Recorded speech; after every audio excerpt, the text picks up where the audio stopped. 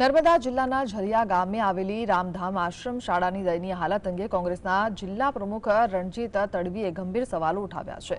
આ શાળાનું સંચાલન ભરૂચ જિલ્લા આદિવાસી સેવા સંઘ રાજપીપળા દ્વારા કરવામાં આવે છે અને તેની સ્થાપના વર્ષ 1958માં કરવામાં આવી હતી।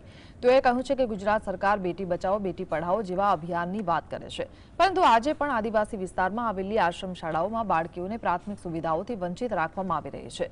તેમણે જે આશ્રમ શાળાની મુલાકાત લીધી ત્યાં કન્યા છાત્રાલયમાં માત્ર એક પંખો હતો। ટોયલેટ, બાથરૂમ અને રસોડાની હાલત જોઈને સ્પષ્ટ થાય છે કે અહીં વહીવટ નામની કોઈ વસ્તુ રહી નથી।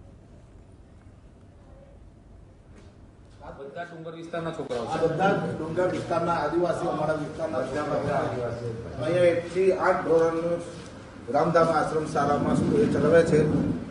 આ જોઈ શકો તમે, આ રહેવાનું પણ અહીંયા, ભણવાનું પણ અહીંયા ને બહાર ભણવાનું છે। આશ્રમ શાળા છે, 120 સંખ્યા ટોટલ છે ને આશ્રમ શાળા આ કહે છે। તો આ આખો હોલ છે સ્કૂલ માટે જોઈ લો તમે જોઈ શકો આ સ્કૂલ ભણવા માટે છોકરાઓ માટે, પાછું રહેવાનું પણ આ જ જગ્યા। આ તમે મેળવા હોસ્ટેલ ગણો કે સ્કૂલ ગણો, બધું જનરલ। તો અમારા આદિવાસી સંસ્થામાં અમે જે મારા બાપ દાદાએ જમીન આપી છે રામધામ આશ્રમ, તો આ જમીન 25 એકર જમીન આપેલી છે દાનમાં।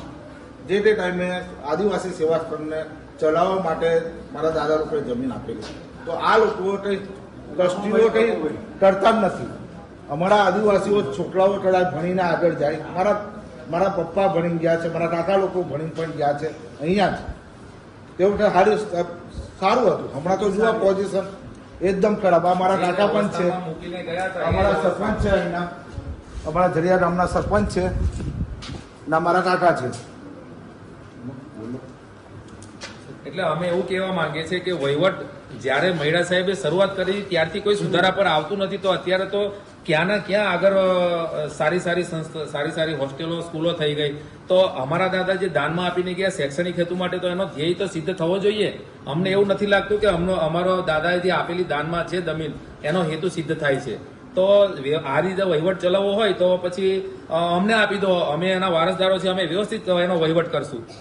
અને અમે જો એમાં નાકામ થઈએ કાં તો અમે પુરવાર ના થઈએ તો પાછા તમને સુપરત કરીશું, પણ આવી રીતનો અંધેર વહીવટ હવે અમે ચલાવી દેવાના નથી।